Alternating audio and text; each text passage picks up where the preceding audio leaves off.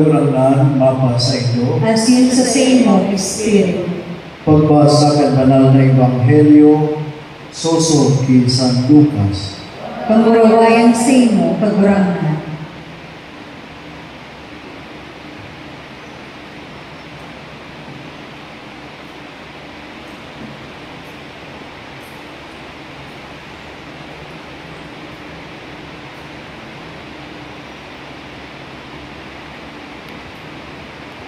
Aldaw ng Sabado, sila nagpahingalo, susog sa tugon. Alagad sa elot na aldaw ng simana, agal amay ang mga babae na duman sa lulugnan, dara ang mga pahamot na sa ilang inanda. Nahiling na ang gapo pinungkal na. Naglaog sila asin gailakuan ang bangkay ni Jesus na kaguranan. Mayo nga abot kan sa ilang isip, kung ano ang buot sabihon kay ni. Asin uya nagpahilig sa ila, duwang lalaki nagkikintab ang mga gubig.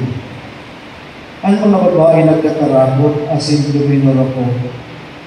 Ang duwang lalaki nagsabi sa ila, padawtaan, buhayin na hanap nindo sa mga gadan.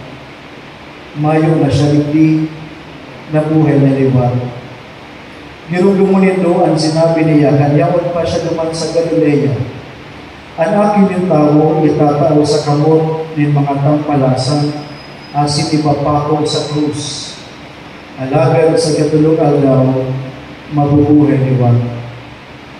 Narugumunin da ang mga tataramon, binayaan ang lutugnan, asin inigamos, ibinareta sa 11 ng mga apostoles, asin sa iba. Ang mga babae ilo si Maria Magdalena, si Juana, asin si Maria ina ni Santiago. Alibapang mga babae na kaibahan nila, nag-usip man sa mga apostoles. Alagad para sa mga apostoles, ang usipon na iniinaing katunayan, kaya dahil sila nagtubod. Minsan siring, si Pedro nagtindog at sinagdalagan pasiring sa lugnan. Paglaog, dahil ibang nahiling sa salog, kundi ang tabong na ipinatos. Nagpuling sa harong, panungin paggalas, dapit sa nangyari. Marahay na baleta, kan kaguranan. Pag-umaw sa iyo, Kristo, matupagwan ka po sa Panginoon kanilin. Dos marahay na banggi sa ilo mga tuga. Dos marahay na banggi, Padre. Ang banggi ini, inaapod niya itong Easter Vigil. Kita nagpupuka, tangalang sa tuyang maantisiparan, ang sa tuyang pagselebrar, kan pagrumdum, kan pagkabuhay liwat ni Kristo. Tulong aldaw, pagkatapos na siya magadan. Ang banging ini, iyon pinakaurog sa lubos ng banging taon. Inhuli pa sa banging ini, ang kanikluman na kaito, pag sinasabing niklom, simbolo ng kagadanan, simbolo ng kanikluman, simbolo ng karata. Alagad ang banging ini, sa paagi ni Kristo, pinapabanal, asin ibinawara sa tuya, ang biyaya ang grasya, hanggang sa mahal na Diyos. Biyaya ng pag-ugma, biyaya ng pagselebrar, kan karahayan kan Diyos sa satuya, kan pagkamuot kan Diyos sa satuya, urong na kita ng mga binulyagan sa ngalan ni Kristo. Kita ng mga nagtutubog kay Kristo. Kita ng mga namumuot sa iya. Kita na maski kita may mga kakulangan, alagad naghihingawa na maglingkod sa kaguranan.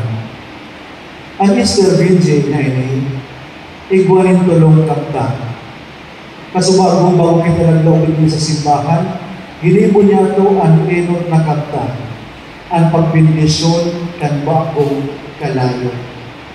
Si Kristo iyo ang ilaw, Asin ang pagbendisyon kan bagong kalayo, minasimbolo kay Kristo na liwanag kan sa tuyang buhay, na nagliliwanag sa pagpara kan diklom, kan kasalan, diklom ng karatan, diklom nagikan sa kaiwal, sa suano na kaiwal kan Diyos, si Satanas.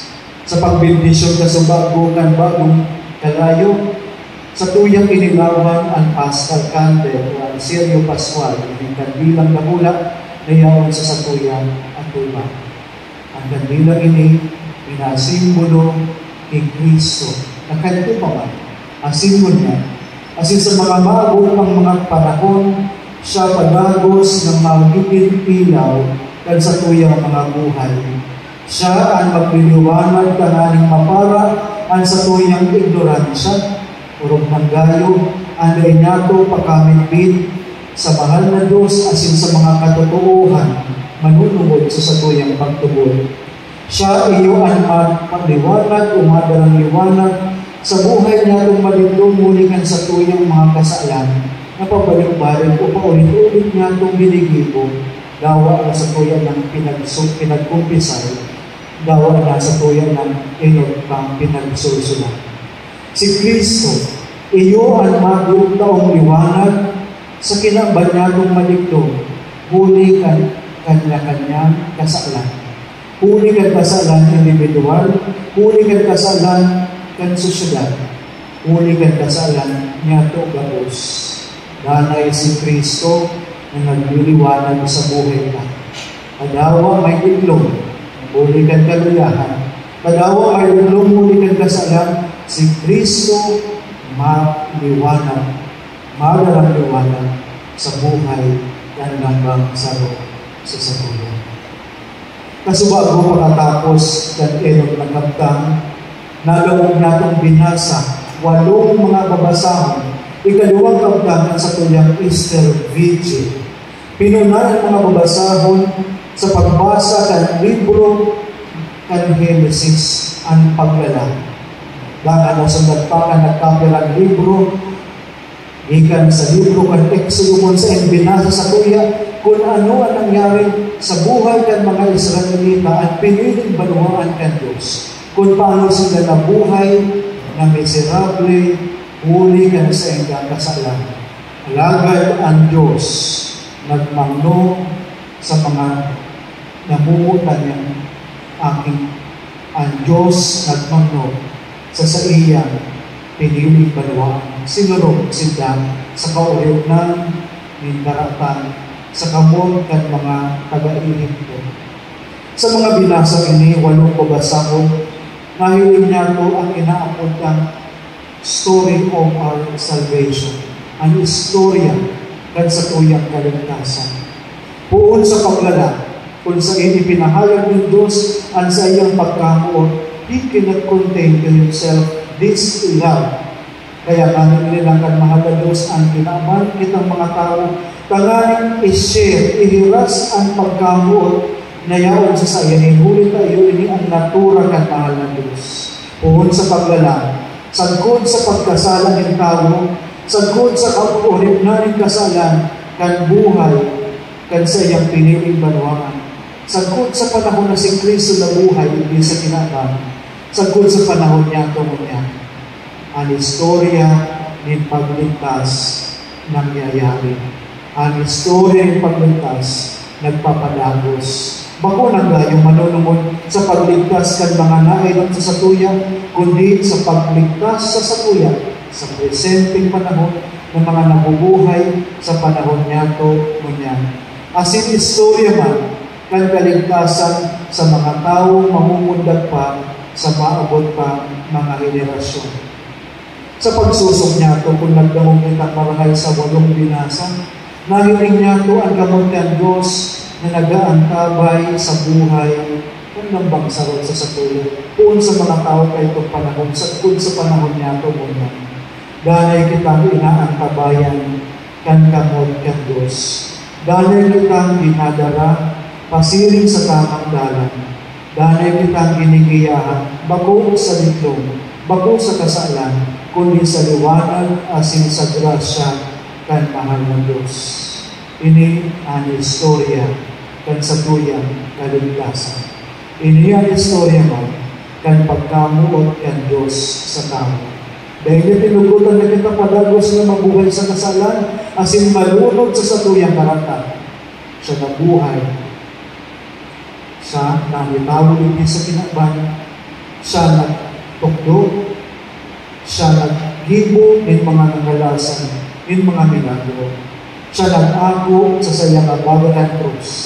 Siya sa sayang babaring na buon, nagtugod na siya magalan sa krus.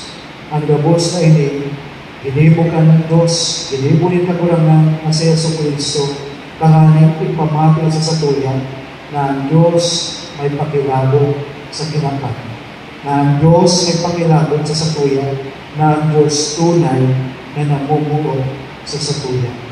Ang pagkagalan ni Kristo, konkretong pruweba, concrete proof na ang Diyos namumuot sa satuyan. Habang ang Diyos na padagos kita mabuhay sa itlog ng karatan, ng ignoransya, ng kasalan. Gusto kang Diyos na kitagabos karahon sa liwanag, na kung sa'in, kung nga kita sa liwanag, dahil nga po kay buwan, itago ang sa tuyang hibo. Ang nagkatago sa itlog, naglilibo ng marahon. Alagad ang naglilibo ng marahon, natatakot na maliwanagan ang sayang hibo. Alagad gusto panganing mahiling, tanganing arugon kan sa iyang kapwa, tanganing maging modelo kung paano din sa buhay ang pagtubod ng Kristiyano, kung paano din sa buhay ang pagkakuon asin pagtubod kay Yesu Cristo. Masunod ka sa tuyang ikadawang kapta. Ang ikadulong kapta ang pagbibisyon kan tubig asin pagpanibago kan sa tuyang panuga kan kita binunyagan. Kan kita binunyagan, kadagalan sa tuyang binunyagan, mga unggoy pa kita. Dahil pa kita nagtatarang, mayo pa kitang pagkasabot, manunungod sa mahal na Diyos. Manunungod sa tuyang pagtubod. Sa ngaran niya to, ang sa tuyang mga ninong asindina, pati ang sa tuyang mga magurang, iyo ang nanuga sa satuya na kita elot, na matubod sa Diyos, sa Santísima Trinidad. Matubod sa banal na simbahan, matubod sa mga katotohan, manunungod sa satuyang pagtubod, urong nga ang manunungod sa pagkabuhay luwag, manunungod sa simbahan, manunungod sa pagkabuhay luwag sa mga gayan. Itaman, nanuga sa paagigan sa tuyang mga magulang, mga ninong asindinan, na kita bilang disipulo ni Kristo, bilang tinandaan sa ngaran ni Kristo, na sa tuyang isisikwal si Satanas, ang sa iyang mga padaya, asin ang gabos sa karatan. Inihan sa tuyang baptismal promises to believe, asin sa tuyang isikwal si Satanas, to detest Satan and all his evil actions. Kita mo niya na bangi sa katulong kantang mapanuga kan sa tuyang pagtubod. Bakulan mga magulang niya to, bakulan mga ninong-ninang niya to, ang manunuga. Kita na mismo ang manunuga sa atubang ng Diyos. Na kita padagos na matubod sa saina. Na kita padagos na matubod sa banal na simbahan. Na kita padagos na matubod sa lambang artikulo kan sa tuyang pagtubod. Ang sinurog na sa pagpanibago niya, tulang sa tuyang panuga sa bunyag, kita manunuga na naman sa mahal na Diyos, na sa tuyang isisikwal si Satanas. Ang sa iyang mga padaya, ang gabos na karatan, na yaong na sa satuya, asin maabot pa sa satuya. Lugod, sa satuyang pagpanibago kay ining panuga. Seryosoon niya to, isa puso niya to. Tagaling pala sa buhay na ang Kristiyanong moralidad at si Kristiyanong pagkabuhay, kita sa pagpanuga, gigibuhon niya to ang sa tuyang pinapanuga.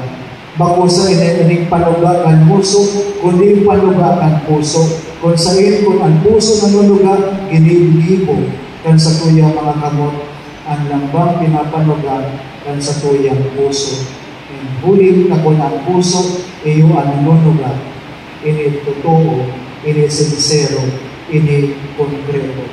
Kung minsan, ang sa tuyang puso, putikon, kung minsan ang sa tuyang mga isip nagpuputik kan katotohan. Alagad kung ang nanunuga asin ang manuga ang puso niya to, nanunuga ini sa atubangan kan puso kan sagrado korason, kan puso na banal ni Jesus na sa tuyang kagulangan.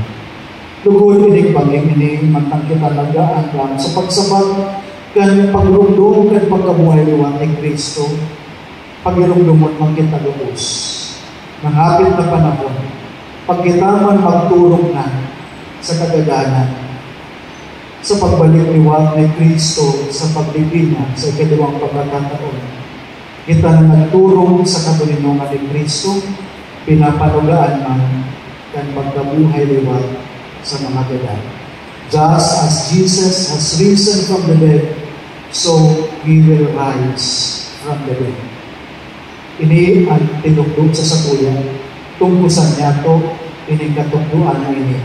Asin mautugdugod ang bagay na ini. Totoo, panuga ini sa sakuya kan mga Diyos, alagad bako gabos na pinanugaan kini, makakamati kan pagkabuhay liwat sa mga gadan, asin iiba niya duman sa langit. Iyan nakakadama sa man para sa mga maninigo kaya. Para sa maninigo kaya. Kaya rin pagkabuhay liwat ni Kristo sa mga gadan, pagpagirumdum sa satuya, na bakukabos sa buhay na manunungod sa nagaganan. Bakukabos manunungod sa buhay na garong Biyernes Santo, kamundoan, kasakitan. Nakatapos ng Biyernes Santo, maabot ang Domingo ng pagkabuhay mo. Sa alaw na iyan, pinapagirumdum kita, na pagkatapos ng kasakitan, may ginhawa. Alagad, mantang kita nagtitios mga tugang, padagos kitang pagtios na ginigiyahan kan pagtubon na Diyos mo. Kan pagtubon na tinugdo sa satuya kanama kan akin asin kan Espiritu Santo. Ninulit na daw ang kitayaw pa sa korek na nikasakitan kung kita maibon faithful sa mahal na Diyos sa gabos natong ginigibo, pag-abot ng kamurawayan, pag-abot ng pagkabuhay luwat sa mga ganan. Itataw sa tuya ang premyo na manhiligo sa sarong-surugoon na nagtagal ng gabos na kasakitan, alagad tinagalan na may espiritu ng pagsunod asin kaimbudan sa mahal na Diyos. Bako gabos na inaalong o pinanugaan kan pagkabuhay liwat, tunay na magkakamit kan kamarawayan kan langit para sa nainip sa mga maniligo kaya. Lugod, maging maniligo kita gabos kan pagkabuhay liwat asin kan langit. Karaming maniligo kita kayang pandayon niya to at sa tuyang futuro, little by little, step by step, sa tuyang pagsikapan, ang paglaog niya to sa langit. Ang paglaog sa langit. Dahil kita magkakaigwanin, one time, big time, or abrupt na disposisyon tanganing makaluog kita sa langit. Akuon niya to ang premyo ng Diyos. There is no such thing as overnight conversion. Para sa satuyan ng mga paranasalan, masakit ang magbago kan sa langgawi, kan sa langgibo. Gaya nadadara sa sarumbang isa na. Ngunyan nagkaturong ka, pagkaaga bagong yun lang ka na. Otherwise, kung ipagbuot ng Diyos at simagnilago ang Diyos, nagibuhon yan sa satuyan, mangyayari yan. Alagang very rare ang pangyayari kung saan nahihimunin tao ang overnight conversion. Ang gabos na bagay manigil sa kinaban, nangyayari kung padikit-dikit na pinagsisikapan. Ang Diyos nagyayaman kung padikit-dikit siya nagtitipon kasi naghihigos na magtrabaho ng aning magkaigwa siya ng yaman. Ang sarong tao na banal o virtuous, dahil siya nagiging virtuous o banal, kung bibiglaon niya sa iyang sadiri, kasi masabi siya, Ako nakapangadji na, ako nakapagsimba na, banal na ako.